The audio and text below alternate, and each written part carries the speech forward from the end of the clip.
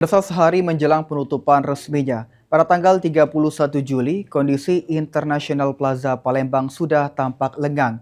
Aktivitas perdagangan yang selama ini mewarnai mall legendaris di Jalan Jenderal Sudirman tersebut kini nyaris tidak lagi terlihat. Berikut reportasenya untuk Anda.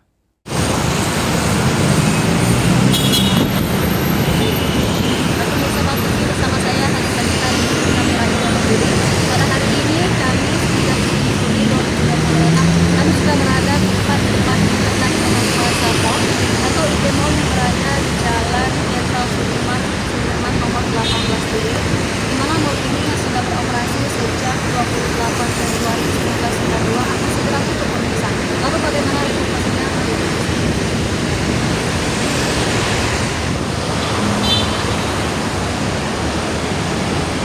Pemirsa Televisi, saat ini saya sudah berada tepat di depan pintu masuk International Plaza Mall. Bisa dilihat di depan sudah mulai tertutup dan kemungkinan besar ini tidak akan dihalangi pemirsa dan ini sudah dikunci.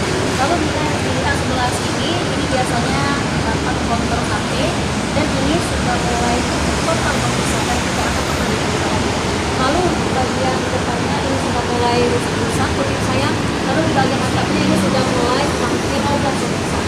Dan International Plaza ini resmi akan menghentikan operasinya mulai tanggal 1 Agustus 2026. Mall legendaris Palembang nomor 1 pada masanya pada tahun 1992 ini akan resmi tutup pemirsa.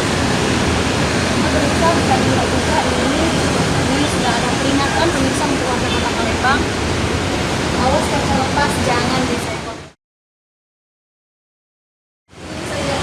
Bagian dalamnya sudah mulai kosong semua pemirsa, tidak ada lagi barang-barang ataupun aktivitas di dalam International Plaza Mall ini. Bisa dilihat di bagian atapnya juga sudah tidak ada lagi lampu-lampu dan juga kondisinya sudah mulai rusak semua pemirsa. Kondisinya sudah sangat memperhatikan pemirsa ya. Dan juga ada beberapa juga gerai yang masih beroperasi hingga saat ini seperti bioskop, fitness dan juga gerai ayam KFC pemirsa ya.